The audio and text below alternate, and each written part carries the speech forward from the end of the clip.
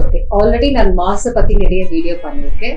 இப்ப மார்ஸை மட்டும் தெரிஞ்சுக்கிட்டாலும் அந்த மார்ஸ்க்கு ஏத்த வீனஸ் யாருன்னு தெரியணும் இல்லைங்களா? ஸோ மார்ஸ்ன்னு ஒரு மேலை பத்தி பேசுவோம், வீனஸ்ன்னு ஒரு ஃபீமேலை பத்தி பேசுவோம். ஸோ ஒரு ஆணுக்கு பெண் எப்படி இருப்பாங்கன்றது எல்லாருக்கும் தெரியணும். ஸோ அப்படி தெரிஞ்சுக்கணும்னா ஸோ ஒவ்வொரு வீனஸை பத்தியும் எல்லாரும் தெரிஞ்சுக்கலாமோ. தனக்கு வரப்போற மனைவி எப்படி இருப்பாங்க, இல்ல அவங்களோட பெண் தோழிங்க எப்படி இருப்பாங்க, இல்ல அவங்களோட காதலி எப்படி இருப்பாங்க. இது மனைவி பத்தி மட்டும் இருக்காது, கல்யாணம் ஆனதுக்கு அப்புறம் என்னோட வசதி எப்படி இருக்கும், பணம் எப்படி இருக்கும், நாங்க எப்படி இருப்போம், இதெல்லாம் இந்த மாதிரி கொஸ்டின்ஸ் நிறைய வந்திருக்குங்க. அதை பத்தி ஒரு டீடைல்ட் எக்ஸ்பிளேஷன் கொடுக்க நம்மளோட எக்ஸ்பீரியன்ஸ்ட் அஸ்ட்ராலஜர் சுப்பிரமணி சார் இருக்காருங்க. வணக்கம், கேட்டு தெரிஞ்சுக்கலாம். வணக்கம் சார். இப்போ சொல்லுங்க, உங்களுக்கு என்ன டவுட்? இப்போ நம்ம ஒரு ஹவுஸ்ல இருக்கிற மாச பத்தி பேசிட்டு இருந்தோம் இல்லைங்களா? சோ அதே மாதிரி வீனஸ் ஒரு ஹவுஸ்லயும் லைக் வீனஸோட பிளேஸ்மெண்ட் ஏரிஸ்ல இருந்தா அதனோட குவாலிட்டிஸ் எப்படி இருக்காங்க? ஏரிஸ் அப்படிங்கிறது வந்து காலபுருஷ தத்துவத்தினுடைய ஜோடியாக்கினுடைய முதல் வீடு, அதனுடைய அதிபதி செவ்வாய்.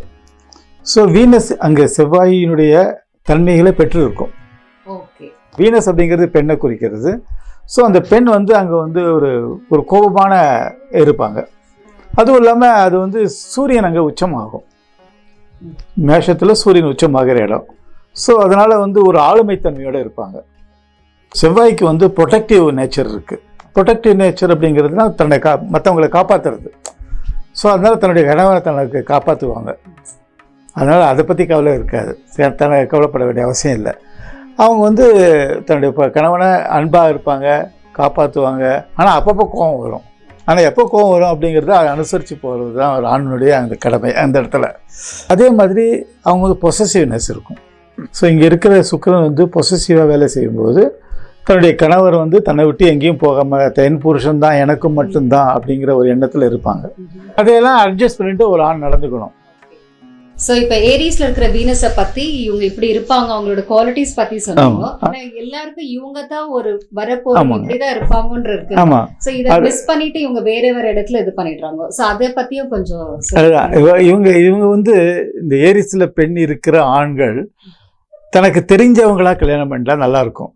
தெரிஞ்சவங்க அப்படின்னு சொன்னா அவங்க காதலிச்சு கல்யாணம் பண்ணிட்டாலோ இல்ல சொந்தத்துல கல்யாணம் பண்ணிட்டாலோ அவங்க வந்து அவங்களோட வாழ்க்கை சிறப்பாக இருக்கும். பெண் பார்த்து கல்யாணம் பண்ணிட்டா என்ன நடக்குது அப்படின்னு சொன்னால் அந்த பெண் வந்து அதிகாரத்தோரத்தோடு வராங்க. இதை வந்து அதை ஆண்னால பொறுத்துக்க முடியாது. ஏன்னா ஆண் தான் அதிகாரம் பண்ணி பழக்கம் இந்த உலகத்தில். ஸோ அதை வந்து ஒரு ஆண் வந்து பெண் தன்னை அடக்கிறத விரும்ப மாட்டான். ஆனால் ஒரு காதலிக்கும் போது காதலனுக்கு அடங்கி நடந்துடுவாங்க. ஸோ அது வந்து ஒரு பிரச்சனைகளை கொடுக்கும். புருஷனுக்கும் மனைவிக்கும் நடுவில் சில பிரச்சனைகளை கொடுக்கும். அந்த பிரச்சனைகளால் அவங்க பிரிவுகள் ஏற்படும், மனஸ்தாபங்கள் ஏற்படும், அதனால் பிரச்சனைகள் வரும். ஸோ அதனால் அதை அவாய்ட் பண்ணுறதுக்கு அவங்க காதலித்தோ இல்லை தெரிந்தவர்களாகவோ இல்லை சொந்தத்திலேயோ திருமணம் செய்திருந்தால் இந்த பிரச்சனைகள் இருக்காது, இல்லை மேக்ஸிமம் குறைஞ்சிடும். What is trying to tell us, we can avoid like love marriage ஓ இல்லை known person கல்யாணம் பண்ணிக்கிட்டா we can avoid the problems அப்படின்ட்டு சொல்ல வராருங்க.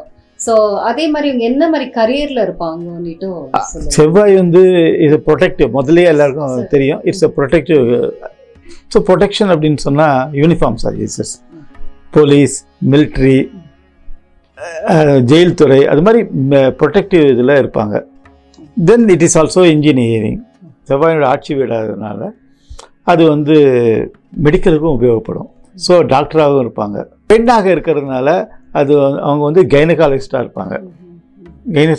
அதுக்கான வாய்ப்புகள் அதிகம். இது மாதிரியான உத்தியோகங்கள் அவங்கள இந்த பெண்ணுக்கு இருக்கும். இந்த இடத்துல அவங்களுக்கு மேரேஜ்னு வரப்போ சர்டன் டேட், ஐ மீன் இயர்ஸ் சொல்லுவாங்க இல்லைங்களா? ஏஜ், இந்த ஏஜ்ல கல்யாணம் பண்ணிக்கிட்டா நல்லா இருக்கும். ஏன்னா ரெண்டுமே வந்துட்டு அத்தாரிட்டிவ் ஆயிடுதுங்க. அந்த இடத்துல சன்னு வந்துட்டு உச்சம்னு சொல்லுவாங்க. சோ இப்படின்றதால அந்த லேட் மேரேஜ் டிலே, அதாவது இவங்க வந்து ஒரு 27-28 வயசுக்கு மேல பெண்ணுக்கு கல்யாணம் நடந்தாலும் நல்லா இருக்கும். ஆணுக்கு வந்து ஒரு 30 வயசு, 29-30 வயசு அப்படின்னா அது சேஃபாக இருக்கும், சேஃப்டி. ஏன்னா அந்த வயசில் அவங்க புரிஞ்சுப்பாங்க அவங்க வாழ்க்கையினுடைய தத்துவங்கள், வாழ்க்கையினுடைய இப்படி தான் வாழ்க்கை போகும் அப்படிங்கிற வயசு. 20-22 வயசு, 19 வயசு, 20 வயசில் கல்யாணம் பண்ணி கொடுத்தா அவங்களுக்கு வாழ்க்கையை பற்றி தெரியாது. அதனால பிரச்சனைகள் ஏற்படும். அதுவும் ஒரு அதிகாரம் பண்ணுற ஒரு பொண்ணு வந்து 20 வயசில் அதிகாரம் பண்ணால் அந்த ஆணும் ஒத்துக்க மாட்டான். அது அந்த ஆணுக்கும் புரியாது. அதனால் ஒரு 29 வயசு அவங்க கொஞ்சம் மெச்சூரிட்டி வரும்போது அவங்க புரிஞ்சுப்பாங்க. அது மாதிரி வயசான பிறகு கல்யாணம் பண்ணால் நல்லது. சில பேர் வயசான பிறகு ஐயோ வயசாகிடுத்தேன்னு அம்மாவும் அப்பாவும் நினைப்பாங்க. ஆனால் அது வந்து இயற்கையாகவே அது மாதிரி அமைகிறது நல்லது. சரி. அவங்களுடைய நீண்ட தாம்பத்திய வாழ்க்கைக்கு நல்லாயிருக்கும்.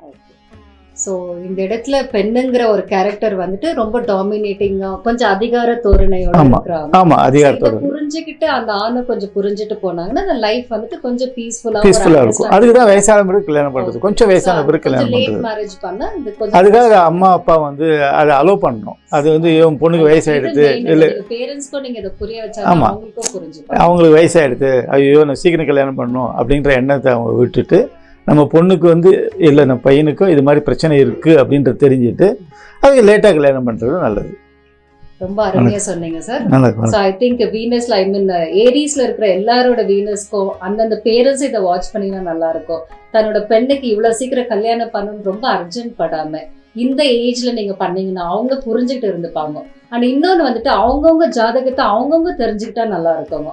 மற்றவங்களை குறை சொல்றதை விட்டுட்டு நம்மளுக்கு என்ன குறை இருக்குன்னு நீங்க பாத்தீங்கன்னா லைஃப் வந்துட்டு ஸ்மூத்தா கொண்டு போகலாம்.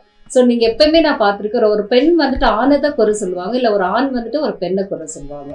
ஃபர்ஸ்ட் அவங்களோட மார்ஸோ இல்லை வீனஸோ எங்க இருக்குன்னு தெரிஞ்சா அவங்களோட குறை என்னன்னு தெரிய வரும்.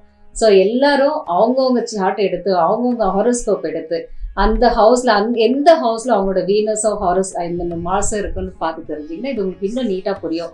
இதுக்கு மேலே உங்களுக்கு தகவல் வேணும்னு நினைச்சீங்கன்னா ப்ளீஸ் கான்டாக்ட் KMS அண்ட் உங்களுக்கு இதுக்கு இதைப்படி இன்னும் நிறைய இன்ஃபர்மேஷன் உங்களுக்கு கிடைக்கும். Thank you viewers. தேங்க்யூம்மா.